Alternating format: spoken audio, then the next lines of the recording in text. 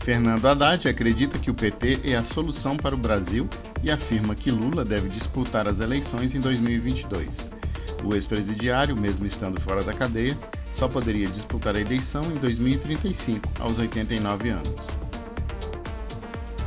Destaque que Lula está em Cuba, às custas do dinheiro dos contribuintes brasileiros, acompanhado de sua namorada, que conheceu na cadeia, para gravar um documentário que provavelmente terá a mesma visibilidade do Democracia em Vertigem.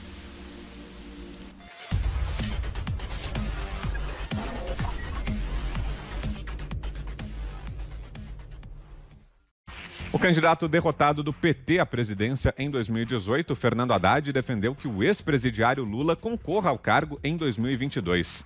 Em um tweet, Haddad afirmou que os caminhos para o Brasil podem se reabrir, uma referência ao acesso de Lula às mensagens roubadas pelos hackers de Deltan Dallagnol e Sérgio Moro, garantido por Ricardo Lewandowski.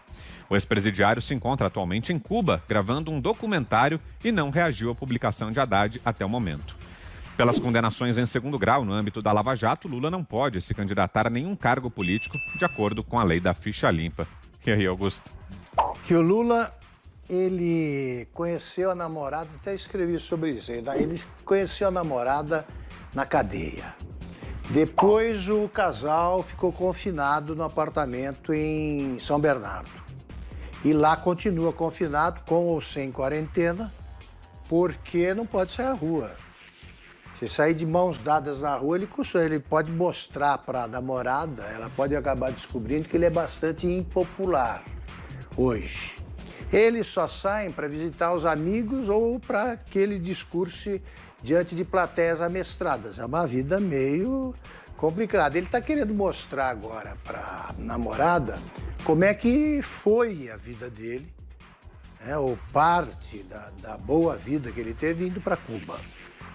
Então, em Cuba, ele é recebido como um preso político no Brasil, quando só existe preso político em ditaduras. Em Cuba, são vários. E está lá o Lula posando de perseguido. Ele, evidentemente, leva a boa vida que tem em Cuba quem está do lado do carcereiro. A ilha presídio, ele está do lado do carcereiro. Não vai correr o risco de ser vaiado, porque lá ali em Cuba, se você vaiar o amigo do patrão, isso aí dá cadeia. Então, o único perigo que o Lula corre é o seguinte, a Janja, a namorada, ela pode ficar tão impressionada com a vida lá, que pode resolver ficar por lá para sempre e segurar o Lula. Não seria um mau negócio para o Brasil.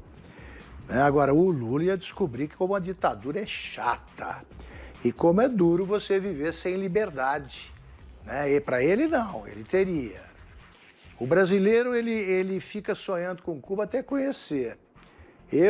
Bastou uma semana em Cuba para me convencer de que não existe valor maior que a liberdade. Não se paga preço nenhum para vender a liberdade. Não se pode vender liberdade porque você muda completamente a sua vida e aí você vai descobrir o que é viver num regime opressivo. Como é que ele está lá se divertindo, né? A namorada vai querer ficar, porque a vida aqui deve estar chata para burro. Agora, ele está com 75 anos. Ele não quer ser presidente, não pode ser presidente e não será presidente. Isso aí é só uma demonstração de vassalagem do Haddad, mais uma prova de que o PT não tem quem lançar. Não tem. E aí, Zé, essa possibilidade de candidatura, eu lembro que em 2018 você foi um dos primeiros a falar desde muito cedo que Lula não seria candidato. Você cantou a bola desde o comecinho, Zé. E agora, para 2022? Não tem a menor chance. Olha, Vitor, eu já falei aqui sobre a história aí da Lava Jato, né? Muita gente bate na mesa e diz que não houve irregularidades, que não houve roubo, e defende Lula, defende não sei quem, defende Zé Disseu, né? Mas houve devolução do dinheiro, não se devolve algo que não foi retirado. Aí seria aquela brincadeira de dizer que o nome do filme seria A Volta dos que Não Foram. Quer dizer, a devolução do dinheiro roubado que não foi roubado, né? É um absurdo. E agora, um absurdo maior ainda, é um preso político solto, um preso político viajando para o exterior, um preso político fazendo política, um preso político tentando ser candidato. Isso aí, se não for piada, eu não sei o que é. Preso é preso, preso político, preso condenado é preso. Lula está solto pela política e condenado pela justiça.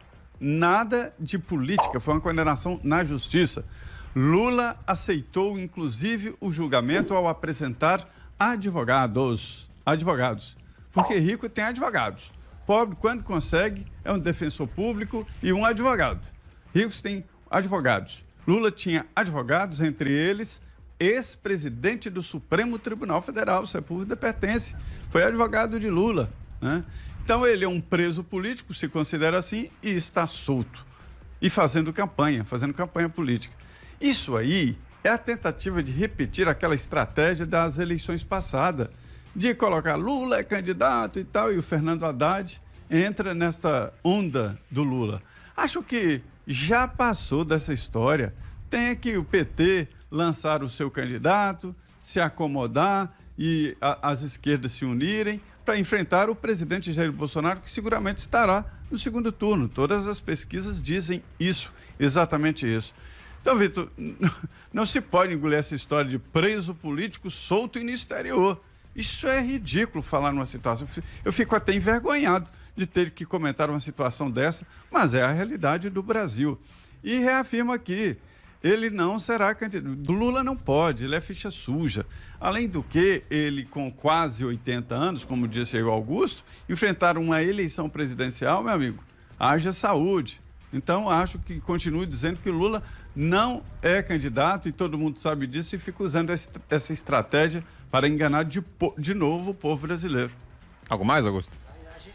Coisa, eu queria só acrescentar o que disse o José sobre a devolução do dinheiro como prova, o caso do Silvinho Land Rover, lembra? O Silvio Land Rover, ele é secretário do PT, ele fez um acordo com a Justiça, cumpriu uma pena de serviços voluntários, até aí eu escrevi um negócio dizendo o seguinte, era o primeiro caso da história de erro judicial cometido pela vítima. Ele fez um acordo para cumprir pena, e aí os caras falam, mas você não fez nada, o PT não houve o mensalão. Então, por que ele prestou serviço voluntário? Ele fez um acordo por um crime que, segundo os seus companheiros, ele não cometeu. É isso. Isso é o PT. Diga, Fiuza. Não, eles foram e continuam sendo uma quadrilha, né? Porque a gente não acha que essa dinheirama, que inclusive, né, como citado aí pelo Zé, uma devolução de quase 5 bilhões de reais, mas o estimado para se devolver passa de 20 bilhões, e a gente sabe que o roubo é muito maior do que isso. E a quantidade de advogados, como citado também pelo Zé, usados pelo Lula, pelo Dirceu, pelo Delúbio, pelo Vacari, pelo Bunlai, pelos laranjas todos dele, uma coisa de louco, né? Isso aí, só você somando os honorários, você vê quanto dinheiro essa quadrilha tem em caixa. Então, é claro, correm vários inquéritos e processos contra essa gangue. O Lula é réu em meia dúzia de outros processos, fora os que ele está condenado. E, evidentemente, que se a força-tarefa tiver êxito, conseguir trabalhar bem, vai aparecer uma prisão preventiva para o Lula. Porque ele continua sendo um agente de tráfico de influência, né? Essa hipótese está colocada de forma evidente. É claro que quem tem que dizer isso são os investigadores, né? É o Ministério Público, é a Polícia Federal, mas todos os indícios de coação de agentes de Estado, né? Eu não vou entrar em detalhes aqui, mas todos podem imaginar quais são, né? Possibilidade, portanto, de interferência no funcionamento, né, de instituições de Estado, né? Esse poder de fogo, fora o financeiro, ele está mantido por essa quadrilha. Então, isso não é uma piadinha do Fernando Haddad, que é um ex-suplente de presidiário, né? Ele deveria se envergonhar disso, e fica ali de tiradas no Twitter. Eles querem viver disso. Eles são, de fato, figuras ociosas, né, em termos do que podem gerar para a sociedade. Eles querem viver de tiradas, eles querem viver de arregimentar inocentes úteis, né, e outros parasitas muito úteis para o crime que eles cometeram e desejam continuar cometendo, certamente, porque é a vocação, né, não tem outro caminho para seguir. Então, é claro que isso constitui uma ação de delinquência.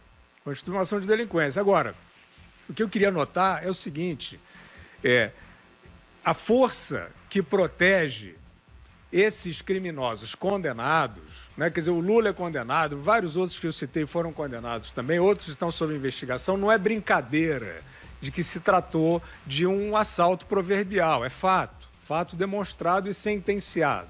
Agora, isso ficaria mais difícil para eles, para esses delinquentes, se não tivessem o apoio de uma burguesia intelectual, de uma burguesia supostamente esclarecida, que levou, inclusive, até o Lula como herói a concorrer ao Oscar, né? Primeira vez que o Brasil esteve no Oscar como melhor documentário. Então, evidentemente que existe esse problema cultural, né? Existe uma burguesia muito rica, interessada nesse verniz revolucionário, que banca isso que o Zé comentou, né? O cara diz, não, mas não tem prova, etc. Tem gente até hoje, como se diz, né, de uma maneira, evidentemente que não se pode concordar, mas está no popular, os bem-nascidos, né? Os bem-nascidos, cheirosos, educados, né? Com muito dinheiro, dizendo isso por aí. E se sentindo e ainda conseguindo uma certa reputação de grandeza por defender o Lula, que é um meliante, né?